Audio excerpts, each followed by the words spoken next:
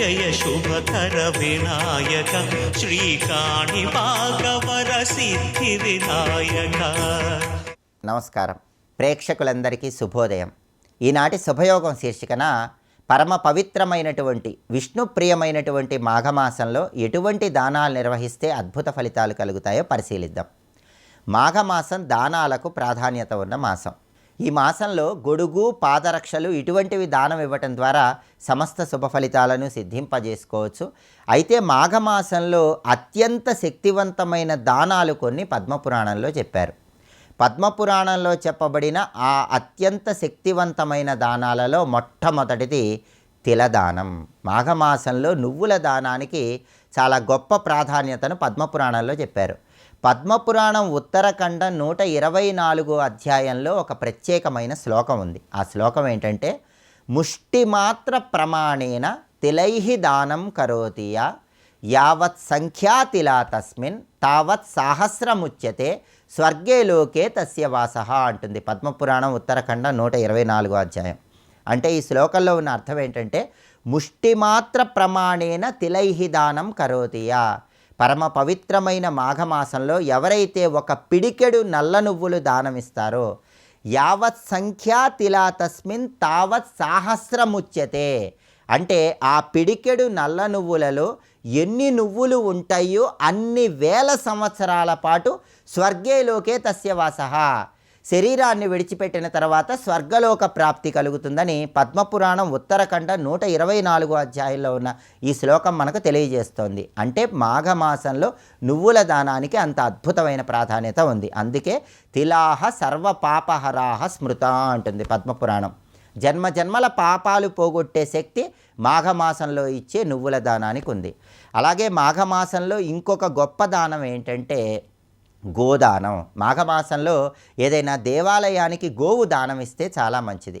అయితే గోదానం చేయలేని వాళ్ళు దానికి ప్రత్యామ్నాయంగా కొన్ని ప్రత్యేకమైన గోదానాలు ఇచ్చుకోవచ్చని కూడా పద్మపురాణం ఉత్తరఖండంలో చెప్పారు. ఆ ప్రత్యేకమైన గోదానాలు ఏంటంటే గుడగోవు, ఘృతగోవు, శాలిధాన్య గోవు, ఇలా ప్రత్యేకమైన గోదానాలు చెప్పారు. గుడగోవు అంటే ఒక బెల్లం అచ్చు గోవు ఆకారంలో ఏర్పాటు చేసి దాన్ని మాఘమాసంలో దానం ఇస్తే దాన్ని గుడగోవు దానం అంటారు. ఘృతగోదానం అంటే ఒక పాత్రలో ఆవు నెయ్యి గోవు ఆకారం వచ్చేలాగా ఏర్పాటు చేసి దాన్ని దానం ఇస్తే ఘృతగోవు దానం అంటారు. శాలిధాన్య గోవు దానం అంటే వడ్లు ఒక పాత్రలో గోవు ఆకారంలో ఏర్పాటు చేసి దాన్ని దానం ఇస్తే శాలిధాన్య గోవు దానం అంటారు. ఇలా గుడగోవు, ఘృతగోవు, శాలిధాన్య గోవు, ఇలా రకరకాలైన గోదానాలు మాఘమాసంలో ఇచ్చుకోవచ్చు. మీరు ఇవ్వగలిగితే మాత్రం దేవాలయానికి ఈ మాసంలో గోవును దానంగా ఇవ్వటం ద్వారా అద్భుతమైన శుభ ఫలితాలు అందిపుచ్చుకోవచ్చు. లేదా ఏదైనా లోహంతో తయారు చేయబడిన గోవు బొమ్మను దేవాలయ ప్రాంగణంలో, అందులోనూ ప్రత్యేకంగా విష్ణు సంబంధమైన ఆలయ ప్రాంగణంలో దానమిస్తే అమోఘమైన శుభ ఫలితాలు కలుగుతాయి. జన్మజన్మల పాపాలన్నీ తొలగిపోతాయి. అలాగే మాఘమాసంలో ఇంకొక అత్యంత శక్తివంతమైన దానం శయ్యాదానం. అంటే మాఘమాసంలో శయ్యాదానం చేస్తే, మంచం దానం ఇస్తే దాంపత్య వియోగం ఉండదని పద్మపురాణం ఉత్తరఖండం మనకు తెలియజేస్తుంది. అంటే భార్యాభర్తల మధ్య అనుకూలత ఉండటానికి, భార్యాభర్తల మధ్య దూరం పెరగకుండా ఉండటానికి శయ్యాదానం మాఘమాసంలో విశేషంగా సహకరిస్తుంది. కాబట్టి పరమ పవిత్రమైనటువంటి విష్ణు ప్రీతికరమైనటువంటి ఈ మాఘమాసంలో ఈ ప్రత్యేకమైన దానాలు నిర్వహించండి. సమస్త శుభ ఫలితాలను సిద్ధింపజేసుకోండి. రేపటి శుభయోగం శీర్షికన తిల చతుర్థి, కుంద చతుర్థి, మాఘ వినాయక చతుర్థి సందర్భంగా ఎలాంటి ముఖ్యమైన విధి విధానాలు పాటించాలో, అలాగే మార్కండేయ మహర్షి జయంతి సందర్భంగా పాటించాల్సిన ముఖ్యమైన విధి విధానాలు ఏంటో పరిశీలిద్దాం. నమస్కారం.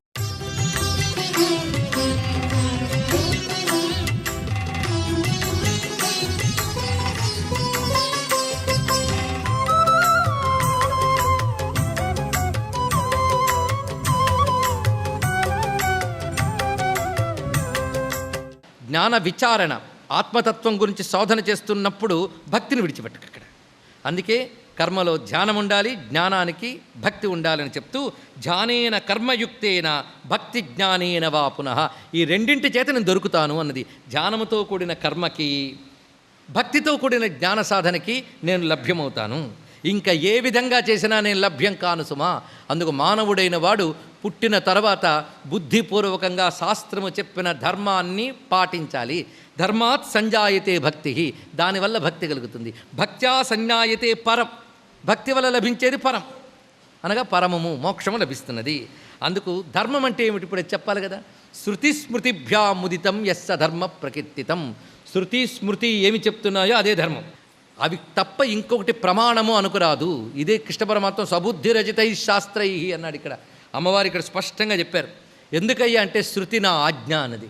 వేదము ఎవడో తయారు చేసింది కాదు, వేదము నా నుంచి వెలువడిన శబ్దం గనక వేదాన్ని మించిన ప్రమాణం మరొకటి లేదు సుమా అని అమ్మవారు ఎంత బోధించి, ఇంకా నీకు చెప్పడానికి ఏముందయ్యా, ధన్యుడివై నేను చెప్పిన మార్గంలో ఉండు. నీకు ఎంతవరకైతే హృదయంలో అమ్మవారి యొక్క దర్శనానుభవం లభించదో అంతవరకు బాహ్యారాధన చేస్తూ ఉండు, అంతేగాని బాహ్యారాధన విడిచిపెట్టకు అని బోధిస్తూ ఆ ఆరాధన ఎలా చెయ్యాలో వివరిస్తోంది. ప్రతి వారికి దినచర్య అమ్మవారు ఫిక్స్ చేసి పెట్టారండి.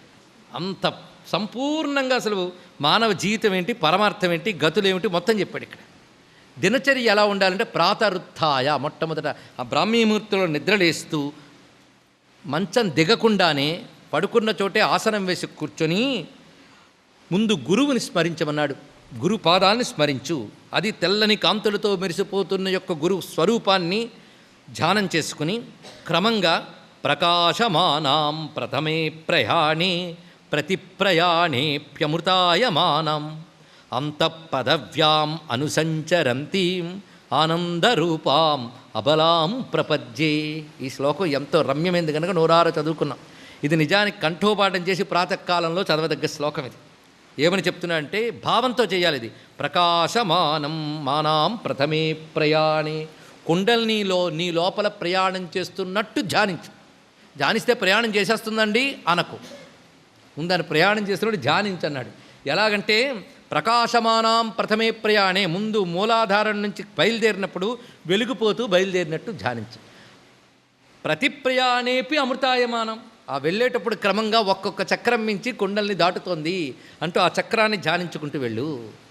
ఆ ధ్యానించి వెళ్ళేటప్పుడు ఒక్కొక్క చక్రం దాటుతున్నప్పుడల్లా ఒక్కొక్క రకమైన ఆనందం పెరుగుతుందట. అందుకే ప్రతి ప్రయాణేపి అమృతాయమానం. అలా క్రమక్రమంగా ఎక్కడికి చేరింది, అంతఃపదవ్యాం, ఆ పైన సహస్రారంలోకి అది చేరినట్లు భావించు. అక్కడ అమృతాయమానమైనటువంటి పరమాత్మతో తాదాత్మ్యం చెంది అటు తర్వాత నీ నాడీ మండలం అంతా తడుపుతూ తిరిగి మూలాధారానికి వచ్చినట్లు భావించు. ఇది భావన. ఇలా భావించు అని ఆనందరూపాం అబలాం ప్రపద్యే. ఇది ప్రాతకాలంలో చేయవలసిన అనుష్ఠానం. పైగా అక్కడ పైన సహస్రారంలో ఒక శిఖ, ఆ శిఖా మధ్యంలో సచ్చిదానంద రూపిణైన అమ్మవారు అని భావన చేసి అటు తర్వాత భూమికి నమస్కారం చేసుకుని ప్రాతస్మరణీయులను తలంచుకొని కిందకి దిగు అన్నాడు ఇక్కడ. ప్రాతస్మరణీయులనగా బ్రహ్మ విష్ణు రుద్రులు, అదేవిధంగా వాణి దుర్గా లక్ష్మి, వారిని ఆ తర్వాత అష్టదిక్పాలకుల్ని, నవగ్రహాలని, తల్లిదండ్రుల్ని, సప్తర్షుల్ని తలంచుకోవాలి, గురువుల్ని తలంచుకోవాలి. అప్తి ప్రాతస్మరణీయం అంటే. ఆ తర్వాత వచ్చి చేరివేసిన కాలకృత్యములు చేసుకుని తాను నిత్య నైమిత్తిక కర్మల్లో ప్రధానమైన సంధ్యావందనాదికాలు పూర్తి చేసిన తర్వాత ధ్యానం చేసుకుని మంత్రజపం చేయమని చెప్తున్నాడు. ఆ ధ్యానం చేసేటప్పుడు మంత్రాన్ని న్యాసం చేసుకోండి. అమ్మ మంత్రములు ఎన్నో ఉన్నాయి కానీ హ్రీంకారం గురించి ఎక్కువ చెప్తున్నాడు ఇక్కడ. అది విశేషం. ఏ మంత్రం వచ్చినా లేకపోయినా హ్రీంకారంతో పూజ కూడా చేయమన్నాడు. అయితే సరైన గురువు దగ్గర ఉపదేశం పొంది మాత్రమే, ఇది మాత్రం గుర్తుపెట్టుకోండి. బీజాక్షం కనుక జాగ్రత్తగా ఉండాలి పద్ధతి. అయితే ఇప్పటికే ఉపదేశం ఉన్న వాళ్ళకి ఆసక్తి కలిగించడం ఒకటి, లేని వాళ్ళకి విని ఆనందించి అమ్మని వాయా నామాలతో ఆరాధించుకోవచ్చు. ఇది అయితే హ్రీంకారాన్ని ఎక్కడెక్కడ ఎలా ధ్యానించాలో చూపిస్తున్నాడు. మూలాధారే హకారంతు, మూలాధారమునంద హకారము, హృదయంలో రకారము, భ్రూమధ్యంలో ఈంకారము, సహస్రాలంలో హ్రీంకారము అన్నాడు ఇక్కడ. అక్కడ హ్రీమే హారా ఈమైంది ఇక్కడ. ఒక్కొక్కటి అక్కడ అలా ధ్యానిస్తే క్రమంగా బ్రహ్మగ్రంథి విభేదన, విష్ణుగ్రంథి విభేదన, రుద్రగ్రంథి విభేదన జరుగుతున్నది. కనుక హ్రీంకారం అనేది ఎంత విశేషంగా ప్రస్తావన చేస్తున్నారు ఇక్కడ. 3 గ్రంథుల్ని భేదం చేయగలిగే శక్తి దానికి ఉన్నది. ఇలా భావన చేయి, ఇలా న్యాసం చేయి. న్యాసం చేసి అమ్మవారిని ధ్యానం చేయు. ఈ ధ్యానంలో ప్రధానంగా సంప్రదాయమైన వైదిక మార్గంలో సాత్విక ఉపాసనలో అమ్మమూర్తులను 2 రకాలుగా ధ్యానం చేయమన్నాడు. ఒకటి, మొట్టమొదట నేను మీకు చూపించేనే ఆ రూపాన్ని ధ్యానించండి. ఏ రూపం? విశ్వరూపం. అది ఎలా ఉన్నది అంటే అనంత శీర్షనయనం అనంత చరణం మహత్ సర్వశక్తి సమాయుక్తం ప్రేరకం యత్ పరాత్పరం తదేవ పూజయే నిత్యం నమేచ్ఛాయేత్ స్మరేదపి యన్మే సాక్షాత్ పరం రూపం దృష్టవానసి భూధరా. ఓ పర్వతరాజా, నువ్వు చూసేవి ఇందకన విరాట్ రూపం, అది ధ్యానించు. అనంతమైన శీర్షములతో, అనంతమైన నయనములతో, అనంత పాదములతో, అనంత హస్తములతో, సర్వదేవాత్మకంగా, సర్వదేశాత్మకంగా, సర్వకాలాత్మకంగా, సర్వవస్త్వాత్మకంగా ఉన్న నా అనంత సహస్రాక్ష రూపాన్ని, విరాట్ రూపాన్ని ధ్యానించు. ధ్యానిస్తూ ఆ ధ్యానిస్తున్న రూపాన్ని అర్చిస్తున్నట్టు భావన చెయ్యు. ఇది చాలా ప్రధానం. అటు తర్వాత బాహ్యారాధన, భావారాధనలో కూడా ధ్యానించవలసిన మరో రూపాన్ని చెప్తున్నది. ధ్యానించవలసిన రూపం అదైనా అర్చించడానికి ఆలంబనం కావాలి కనుక నన్ను దేని యందు అర్చించాలి. అమ్మ ఎన్ని చెప్తాం చూడండి. అత్యంత ఉత్కృష్టమైన మోక్షం వేదాంతం చెప్తోంది, సాధారణ స్థాయిలో అర్చన కూడా చెప్తుంది. అంటే జీవుడు తరించడానికి అన్ని మార్గాలు చెప్తోంది ఇక్కడ. మూర్తౌవా స్థండిలేవాపి, మూర్తి యందు కానీ అంటే విగ్రహంలో కానీ, అదేవిధంగా స్థండిలము, స్థండిలం అంటే ఒక శిలా ప్రాంతము, దాన్ని శుద్ధి చేసి అక్కడ కూడా అమ్మని ఆవాహన చేయవచ్చు. అందుకే కొన్ని చోట్ల మనకి గోడలు కానీ ఇవి కనబడితే పసుపు రాసి అక్కడ కుంకుమ పెట్టి పూజ చేసేస్తారు. ఎంత గొప్ప సంస్కృతి ఉందండి. భగవంతుని ఇలాగే ఆరాధించాలని మొండిగా చెప్పదు భారతీయ సంస్కృతి. పసుపు ముద్ద చేసి కూడా పరమాత్మని పిలిపించి కూర్చోపెట్టగలిగిన జాతి హిందూ జాతి తెలుసుకోండి. మరి లేకపోతే అక్కడ విగ్రహేవా స్థండిలేవా. అదేవిధంగా స్థండిలం అనగా శుద్ధమైన ప్రదేశము. అలాగే సూర్యే, సూర్యుని యందు నన్ను ఆరాధించాలి. ఇందు మండలే, చంద్రమండలంలో ఆరాధించాలి. జలే, జలమునందు ఆరాధించాలి. ఎప్పుడు ఆరాధిస్తాం? కలశంలో నీళ్లు పూజ ఆరాధించడం అదేనండి. అథవా బాణలింగే, బాణలింగం అంటే శివుడు అనుకుంటున్నాం మనం, శివుడే కానీ శక్తితో ఉన్న శివుడు. బాణలింగంలో నన్ను ఆరాధించాలి. యంత్రేవా, యంత్రమునందు కానీ. మహావటే, వటవృక్షం మర్రి చెట్టు యందు కానీ, మర్రి చెట్టు మూలంలో కానీ. ఎన్ని చెప్తున్నదో. చివరికి శ్రీ హృదయాంభోజే, వారి యొక్క హృదయ పద్మంలో నన్ను ఆరాధించాలి. సర్వం శ్రీ జగన్మాతృ చరణారవిందార్పణమస్తు. స్వస్తి.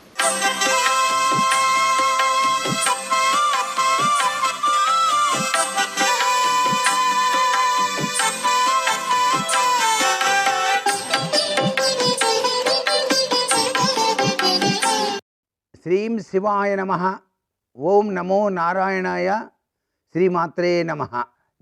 జన్మాంతరాల పాపాలన్నింటినీ కూడాను ప్రక్షాళనం చేసి అద్వితీయమైనటువంటి ఆరోగ్యాన్ని, అదృష్టాన్ని మనకు ప్రసాదించేటువంటి ఈ మాఘమాసంలో ప్రతినిత్యం కూడా పవిత్రవంతమైనటువంటి స్నానాన్ని ఆచరిస్తూ మనం చేసేటువంటి దాన ధర్మాలు విశేషవంతమైన సత్ఫలితాన్ని కలుగజేస్తాయి.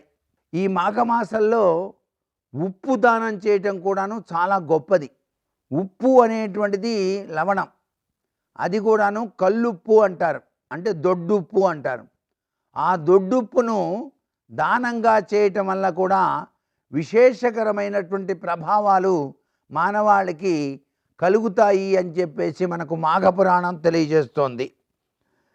అంతేకాకుండా ఎవరైతే ప్రతినిత్యం శివాలయాన్ని, విష్ణాలయాన్ని దర్శిస్తూ ప్రతిరోజు కూడాను సూర్యాష్టకం, సూర్యుడికి సంబంధించిన అష్టకం ఉంది, ఆ అష్టకాన్ని పఠిస్తారో ఈ మాఘమాసంలో, మాఘ పురాణాన్ని ప్రతినిత్యం కూడా పఠనం చేస్తారో వారికి అద్వితీయమైనటువంటి అదృష్టం కలిగి తీరుతుంది.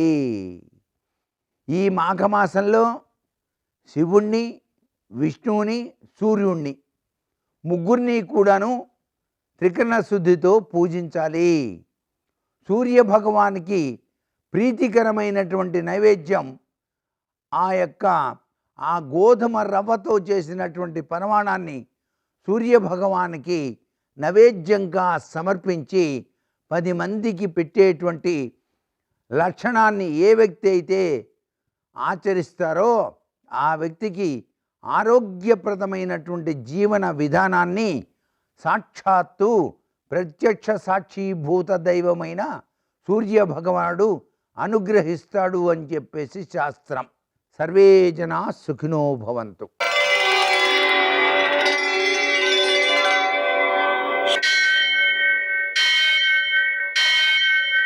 सहस्रशीरुषं देवं विश्वाक्षं विश्वशम्भुवं विश्वं नारायणं देवमक्षरं परमं पदं विश्वतः परमां नित्यं विश्वं नारायणगुं हरिं विश्वमेवेदं पुरुषस्तद्विश्वमुपजीवति पतिं विश्वस्यात्मेश्वरं शाश्वतं शिवमच्युतं नारायणं महाज्ञेयं विश्वात्मानं परायणं सूर्यशौर्यमथेन्दुरिन्द्रपदवी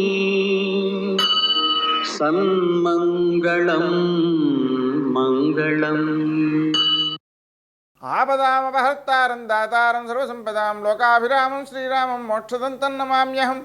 నేటి కాలమాన విశేషాలను గమనిద్దాం. స్వస్తి శ్రీ చాంద్రమాన విశ్వావసనామ సంవత్సరం ఉత్తరాయణం శిశిర ఋతువు మాఘమాసం శుక్లపక్షం బుధవారం. సూర్యోదయం 6:53 సూర్యాస్తమయం 6:01. తిథి తదియ రాత్రి 2:45 వరకు. నక్షత్రం ధనిష్ట మధ్యాహ్నం 1:55 వరకు.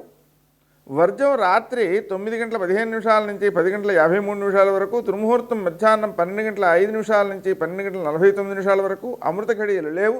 బుధవారం కాబట్టి రాహుకాలం మధ్యాహ్నం 12 నుంచి 1:30 వరకు. అష్టక వరకు రీత్యా శుభప్రదమైన సమయం ఉదయం 11 గంటలకి. నేటి విశేషం బుధవారం.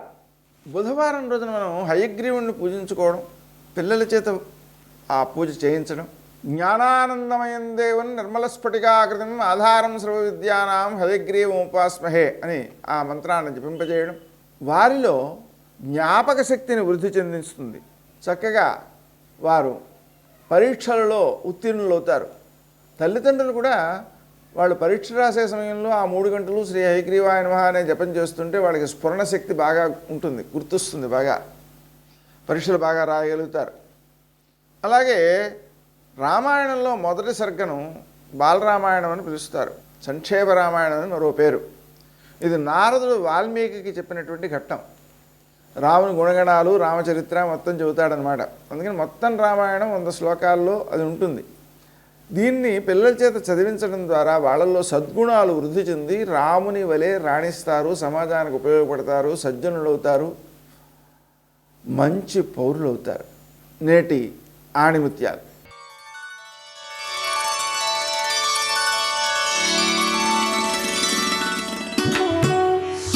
సాటివారికి సాయపడకుండా సమాజాన్ని ఉద్ధరించాలనుకోవడం హాస్యాస్పదం, మూర్ఖత్వం.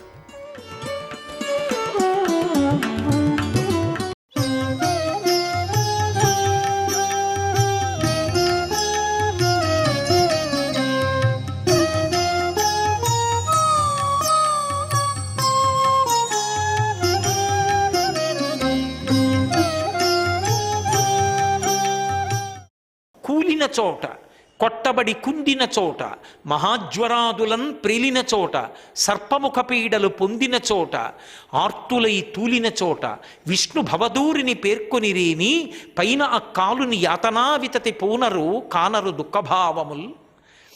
కూలిన చోట, ఏదో నడుస్తూ నడుస్తూ పడిపోయాడు, హరిహరి హరిహరి అండం అలవాటు అయిపోయింది అనుకోండి, అది రక్షిస్తుంది. కూలిన చోట అసలు సాధన అక్కడి నుంచి రావాలి.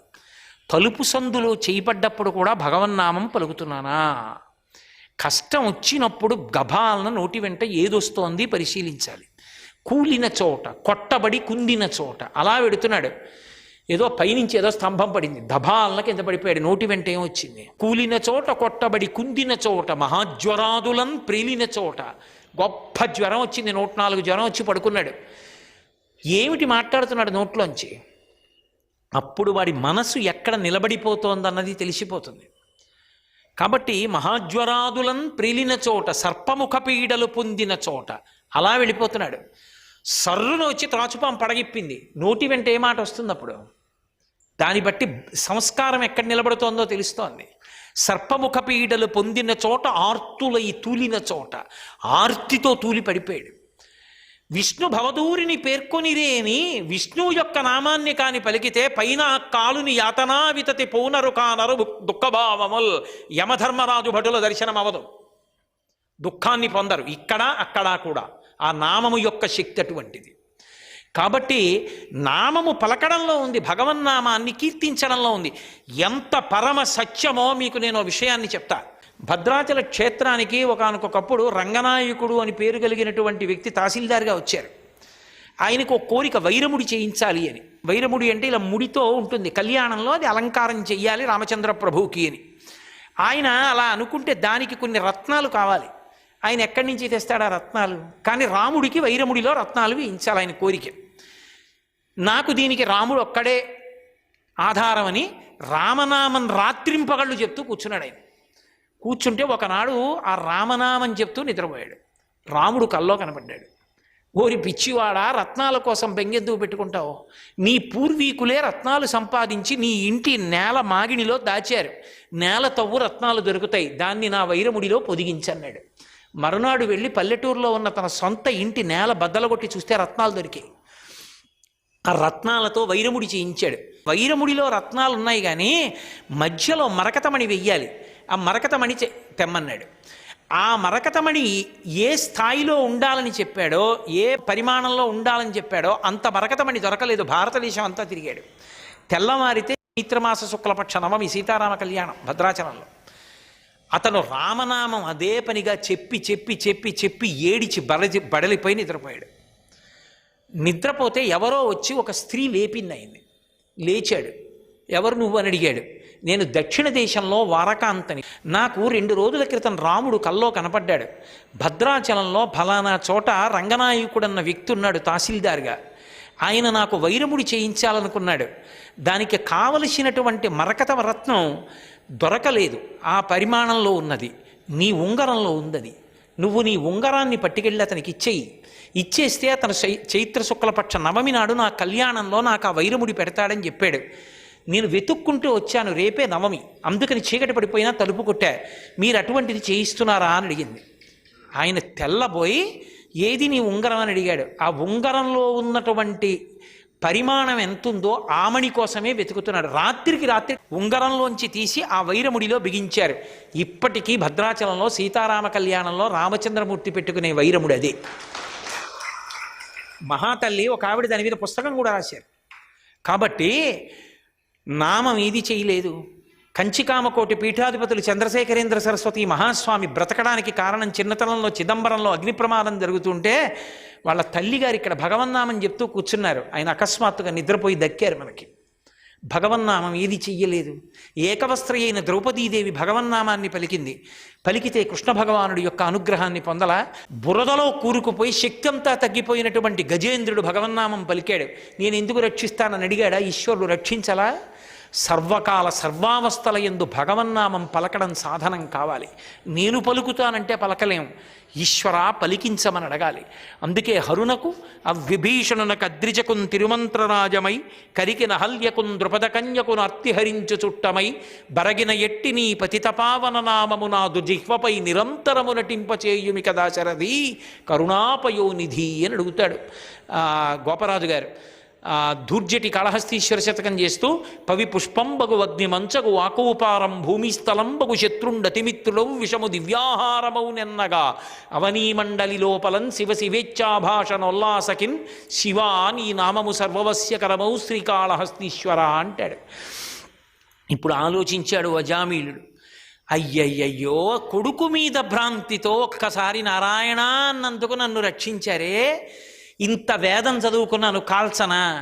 అటువంటి తండ్రికి కొడుకునయ్యాను, తల్లిదండ్రుల్ని బయటికి తోసేశాను, దాయాదుల్ని తరివేశాను, భార్యని విడిచిపెట్టేశాను, ఆఖరికి బిడ్డల్ని కూడా కనలేదు, దొంగతనాలు చేసి బ్రాహ్మణ ధర్మాన్ని విడిచిపెట్టుకుని 88 ఏళ్ళు బతికాను. ఆఖరికి కొడుకు పేరు నారాయణ అని పెట్టి నారాయణ అన్నందుకు నన్ను రక్షించాడా స్వామి? చిచ్చి దుర్భరం ఈ జీవితాన్ని, బతికిన బతుకు కాదనుకున్నాడు. ఇన్నాళ్ళు ఆ తలంపులు తృప్తినిచ్చాయి. ఇప్పుడు ఆ తలంపులు జ్ఞాపకానికి వస్తే కాలిపోయాడు. పశ్చాత్తాపంతో కుమిలిపోయాడు. అజామీలోపాఖ్యానం పశ్చాత్తాపం మనిషిని ఎంత త్వరగా తిప్పేస్తుందో ఈశ్వరుడి వైపు నిరూపిస్తుంది. అందుకే అజామీలోపాఖ్యానంలో ప్రాణం పోసిన ఘట్టంలో పశ్చాత్తాపం ఒకటి. అందుకే పశ్చాత్తాపావిష్కారమే నీరాజనం. సర్వం శ్రీ ఉమామహేశ్వర పరబ్రహ్మార్పణమస్తు. స్వస్తి.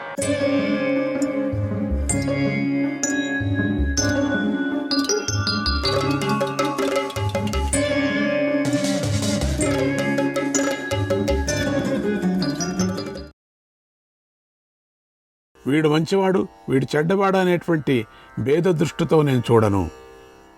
జీవించాలని కోరిక లేకుండాను, మరణించాలని తపన లేకుండాను కూడా జీవిస్తా. నేను నాకు ఏ విధమైనటువంటి ఆశలు లేవు. జీవితాన్ని అభినందించటాన్ని కానీ మరణాన్ని ద్వేషించటాన్ని కానీ చేయను. మనిషి తాను జీవిస్తూ వృద్ధి చెందటానికై ఎన్నో కార్యక్రమాలను చేస్తూ ఉంటాను. చాలా వరకు అభివృద్ధి అయ్యేటువంటి వాళ్ళు ఎంతో కార్యక్రమాలు చేయాలనుకుంటుంటారు. చాలా ప్లాన్లు ఉంటాయి. అవి కాలానికి ఆధీనమై ఉంటాయి. వాటన్నిటినీ నేను విడిచేస్తాను. ధర్మఫలాన్ని కూడా విడిచిపెడతాను. నాకు సంబంధం లేదు, ఇక ఏ ఆశ మీద లేదు నాకు.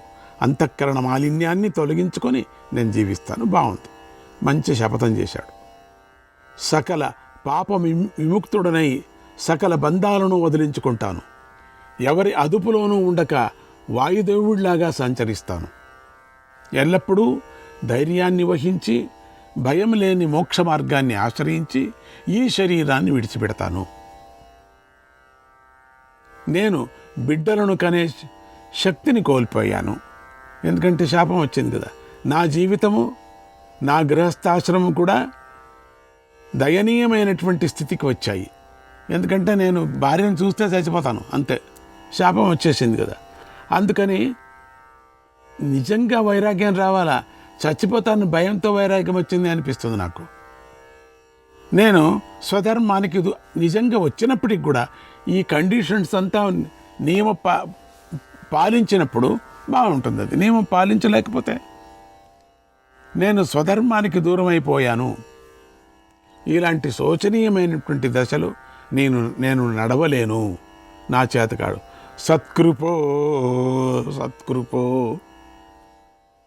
గొప్పవాడైనా సామాన్యుడైనా సరే దీనభావంతో జీవితం మీద ఆశతో ఇతరులను ఆశ్రయించినవాడు కుక్క వంటివాడు. ఇతరులను ఆశ్రయించకూడదు. ఆశ్రయిస్తే పరమాత్ముడిని, సద్గురువుని ఒక్కరిని ఆశ్రయించాల. ఇతరుల్ని, మామూలు జనాన్ని ఆశ్రయించకూడదు. ఎప్పటికైనా వాళ్ళు విచిత్రంగా చూస్తారు. ఇలాంటి శోచనీయమైనటువంటి దశలు నేను నడవలేను, నా చేతకాడు. ఇతరులను ఆశ్రయించకూడదు.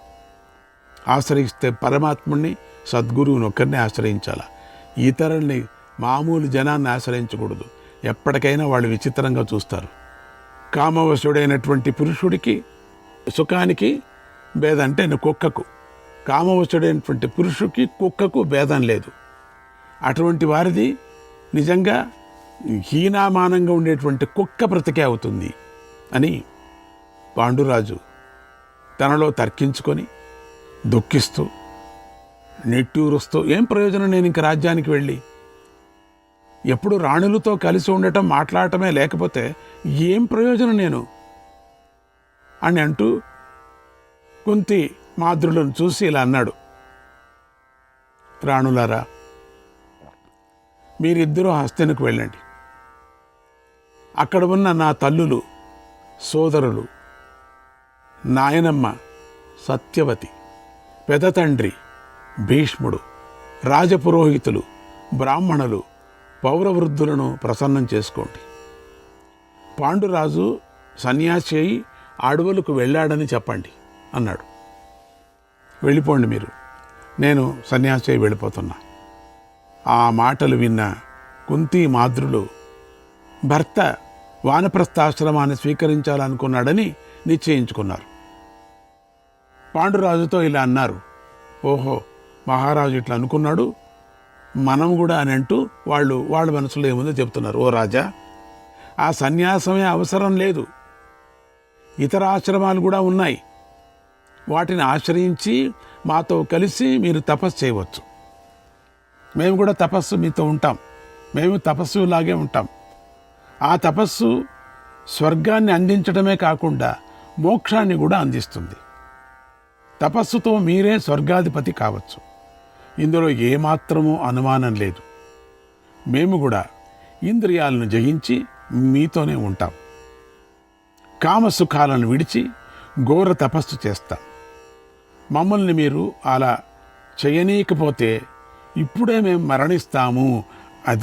ఇది నిజం, మా చేత కాదు, నిన్ను వదిలి మేము ఉండలేము.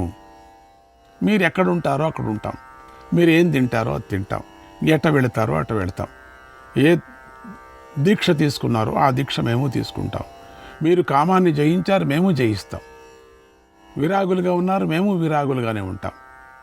ఇది నిజం. మా చేత మాత్రం మేము వెళ్ళి రాజ్యానికి వెళ్ళి హాయిగా వాళ్ళతో కలిసి కబుర్లు చెప్పుకుంటూ అన్యాయంగా ఈ ఒక శరీరంలో ఉండేటువంటి ఈ ఆయస్సుని నాశనం చేయం, మేము మీతో పాటు మేము ఉంటాం అన్నారు.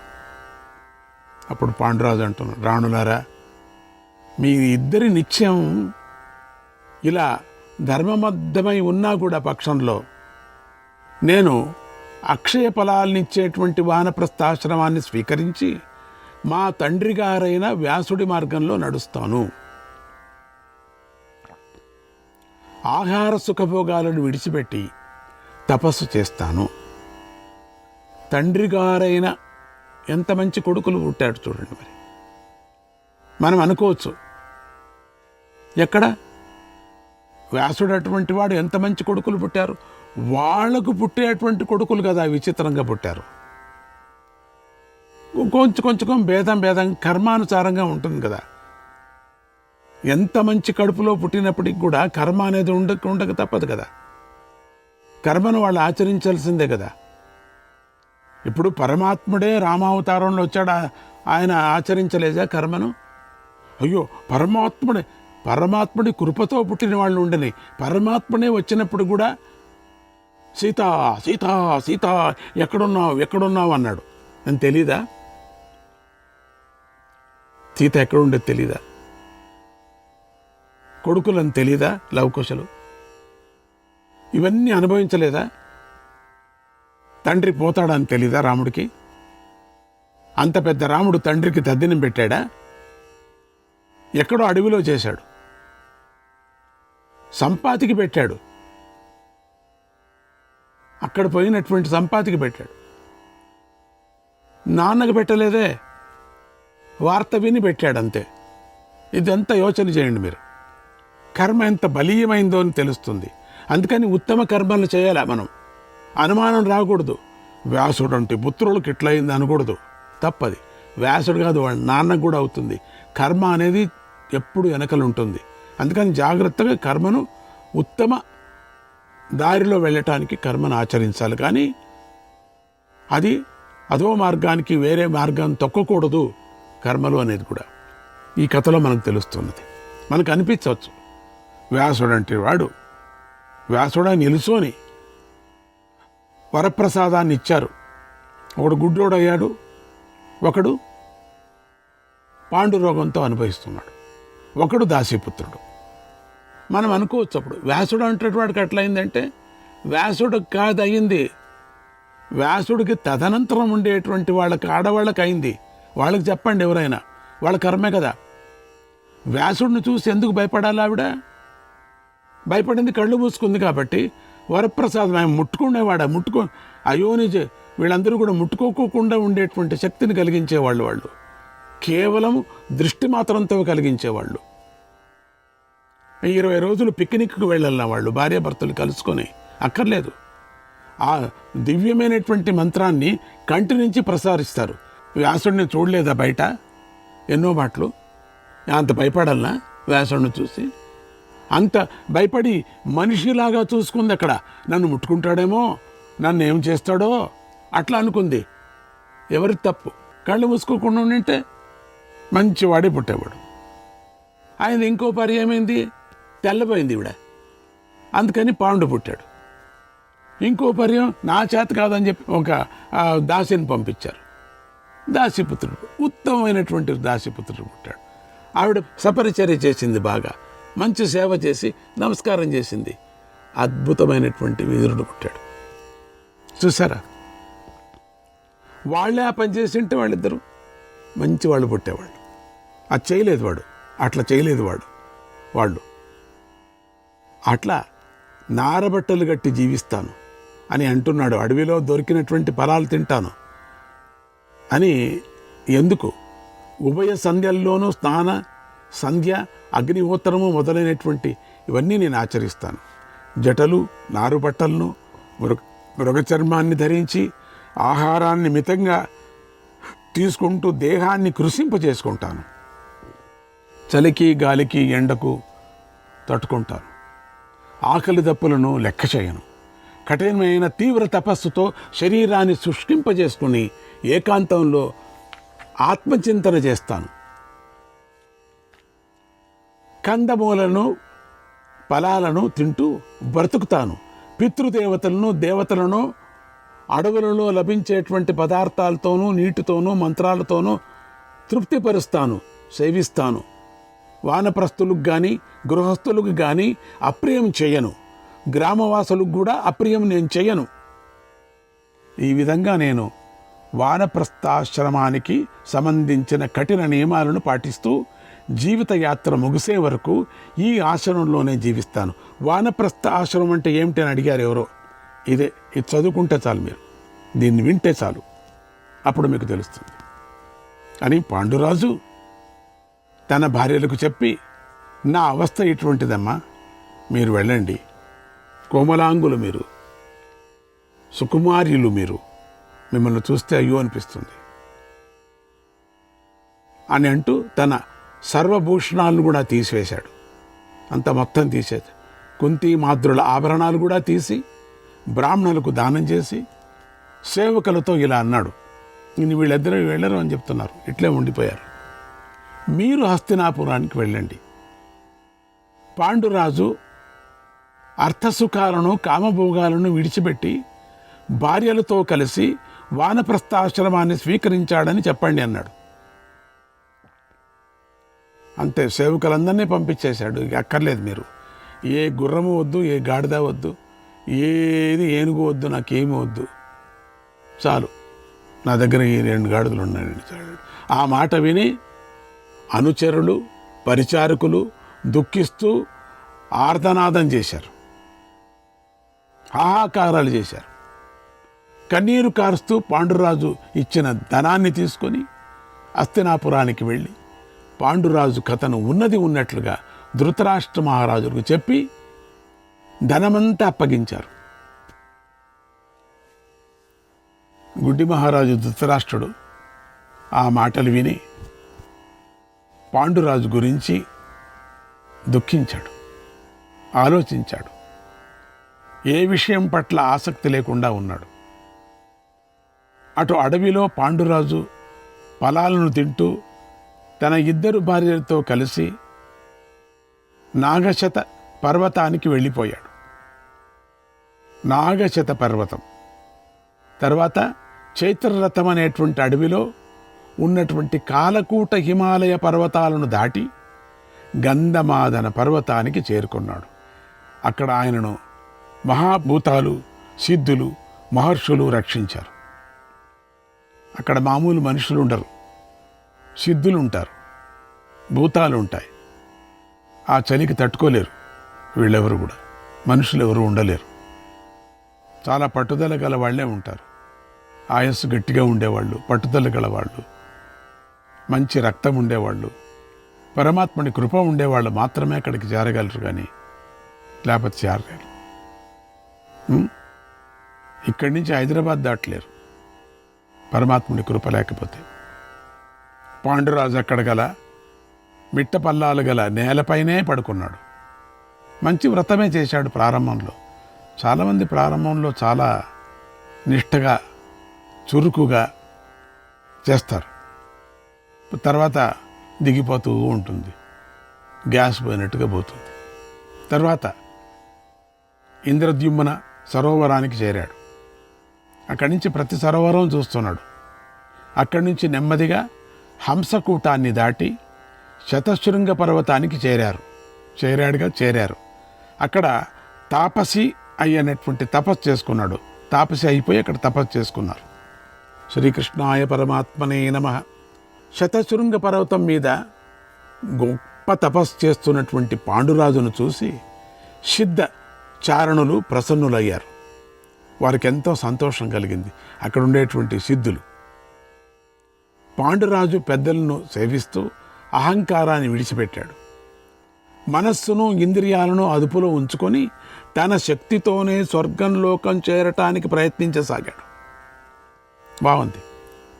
ఆ సమయంలో ఆయన కొందరికి తోబుట్టువులాగా కనిపించాడు, మరికొందరికి స్నేహితుడయ్యాడు. ఆ పాండురాజును చూసి కొంతమంది మహర్షులు ఆయనను కన్నబిడ్డగా భావించి కాపాడసాగారు. అట్లా కనపడ్డాడు పాండురాజు. ఇలా వారి రక్షణలో పాండురాజు చాలా కాలం తపస్సు చేశాడు. అంటే వాళ్ళ సహాయంతో బ్రహ్మర్షులతో సమానుడయ్యాడు కూడా. బ్రహ్మర్షులతో సమానుడయ్యాడు. సర్టిఫికెట్ వచ్చేసింది దీనికి, పిహెచ్డి సర్టిఫికేట్ వచ్చినట్టు డాక్టర్ బ్రహ్మర్షిగా అయిపోయారు అని నేను అట్లా పిలిచలేదు, చెప్తున్నాను మీకు. అంటే ఎదిగాడు పాండురాజు, తాను అనుకున్నట్టుగా అయింది.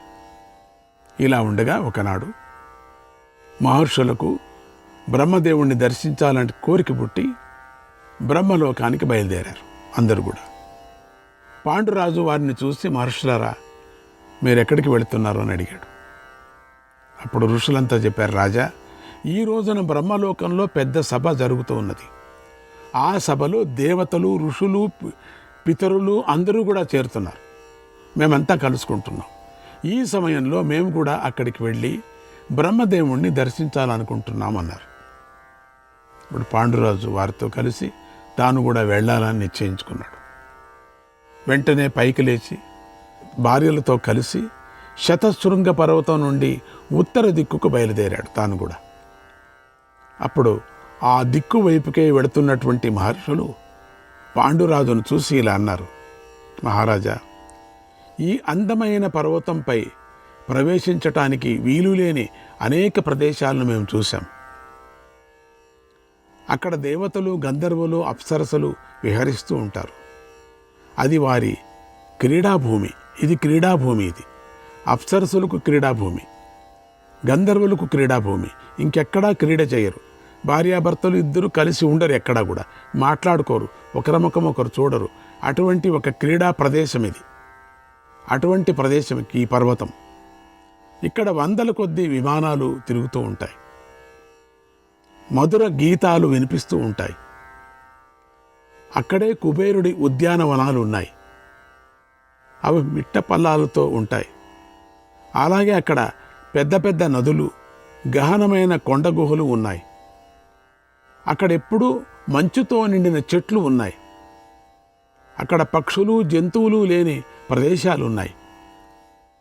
కొన్ని చోట్ల పెద్ద పెద్ద గుహలు అక్కడ ఉండటంతో వాటిని దాటడం చాలా కష్టమవుతుందయ్యా. అసలు కొన్ని గుహల వద్దకు వెళ్ళలేము కూడా. అన్ని గుహల నుంచి బయటికి వెళ్ళాలి మనం. ఇక ఇతర జంతువుల గురించి చెప్పవలసిందేముంది చెప్పండి. అవి కూడా వెళ్ళలేవు. అవి కూడా కష్టకరమైనటువంటి ప్రదేశం ఇది. అక్కడ వాయువు మాత్రమే ప్రసరిస్తుంది. సిద్ధులు, పరమపురుషులు మాత్రమే అక్కడికి వెళ్ళగలరు. అటువంటి ఈ కొండపై సుకుమారులైనటువంటి రాకుమార్తెలు ప్రయాణించలేరు, కష్టాలను తట్టుకోలేరు, దుఃఖాన్ని సహించలేరు. కనుక నువ్వు వీరిని కష్టపెట్టద్దు, నీ ప్రయాణాన్ని మానుకో అన్నారు. ఎందుకంటే నువ్వు వస్తే వాళ్ళు జతలో వస్తారు, వీళ్ళని చూస్తే మాకు జాలి అవుతుంది, వీళ్ళు నడచలేరు, కష్టం. మహత్తరమైనటువంటి అడవి అది. శ్రీకృష్ణాయ పరమాత్మనే నమః.